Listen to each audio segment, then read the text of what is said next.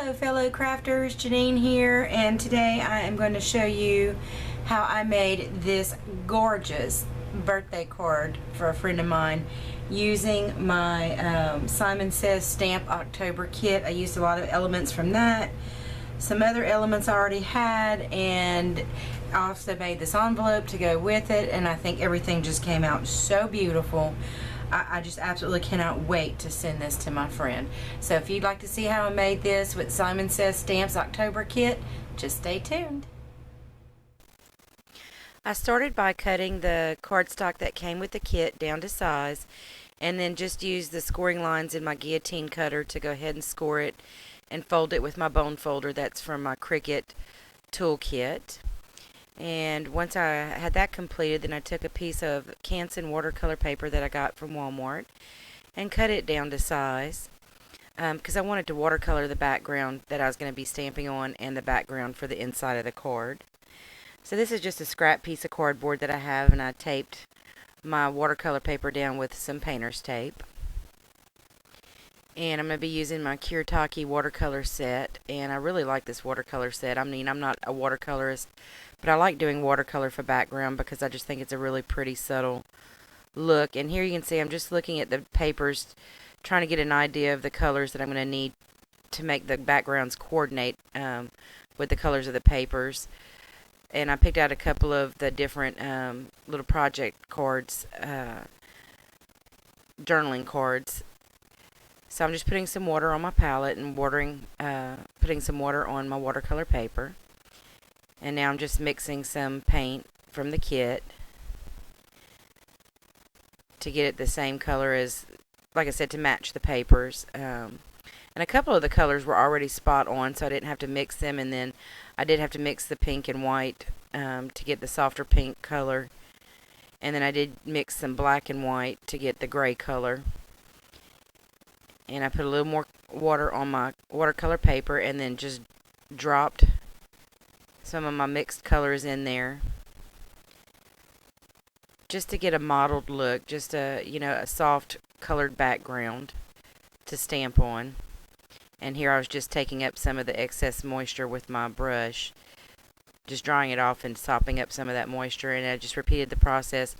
I tried a little bit of a different technique on this one, but I ended up just going back with and dropping some extra color and kind of matching the first one I did. This is the paper that's going to go on the inside.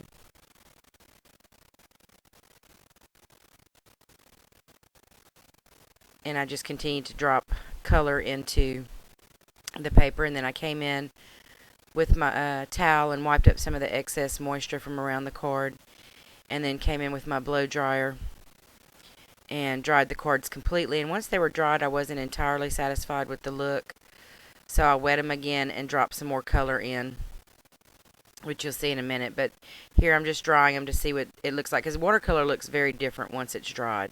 Wet, it looks one way, and dry, it looks entirely different. So I felt like this just needed more random drops of color throughout the card, so that's what I did, was just wet it and drop some more color in, and then use my towel to sop up some of the extra moisture from around the card. Dried it, dropped more color in, and I finally ended up with a product I was pleased with. And that's going to be the inside card, or the inside piece for the inside of my card.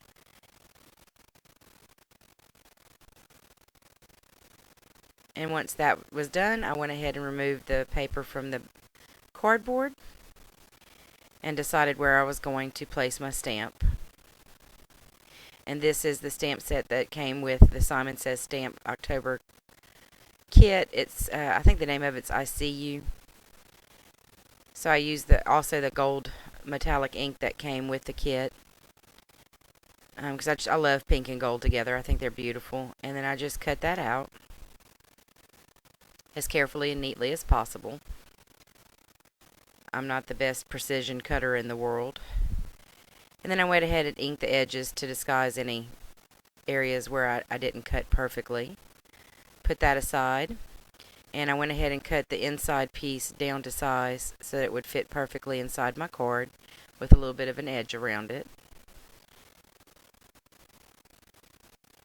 And here I'm just deciding on what paper I'm going to use on the outside. There's so many beautiful choices. It really was a difficult choice.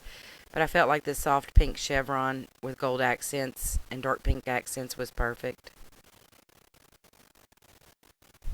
And the Let's Celebrate, I played around with this one first, and it just wasn't quite what I wanted. And you'll see eventually I do choose a different one. And then I decided I wanted to bring a black accent around the edges, so I'm going to use this black, or the chevron stamp from the card, or from the stamp kit rather, and I'm going to stamp around the edges. This was my first time doing this, so it's not perfectly straight, but you can see by the time I get done it's really not noticeable.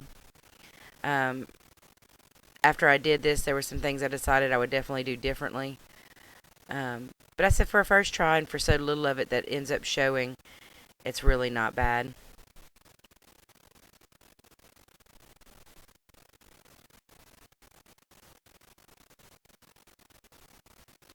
There was a couple of little smears, but I end up covering them up.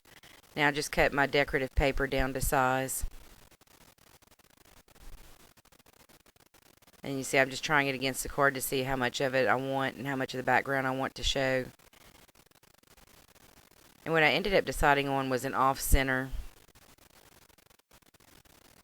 design. And from another stamp kit I have, I just stamped out the happy birthday on the watercolor background that I did and cut it out with my guillotine cutter. And ink the edges of it so that it would coordinate nicely. And you can see here's where I decided on a different card because I just didn't like the way that one was playing with the other elements. And this is pretty much my design process for all my cards. I don't always necessarily know where everything's going to go until it's time to put it all together. And I decided to incorporate some of this embroidery floss because I just thought it would be pretty. I really did like the look of it with the other elements. And I just taped it down with some regular Scotch tape.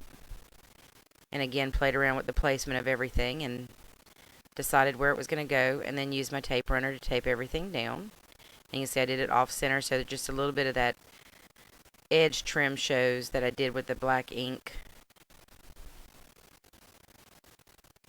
And there's that card finished. I go ahead and put the inside watercolor piece to write my sentiment on. And then you'll see in the pictures I did end up doing a little bit more on the bottom right hand corner.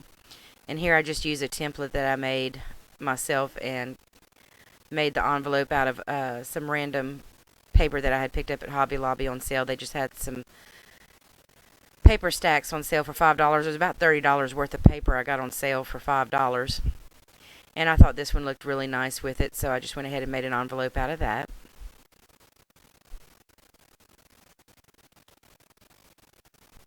And coordinated perfectly. And you don't see it in this picture, but in another picture you see the little extra sentiment I added down to the bottom right hand corner of the card. You see here it says "You're pretty fantastic," and that came with the stamp kit.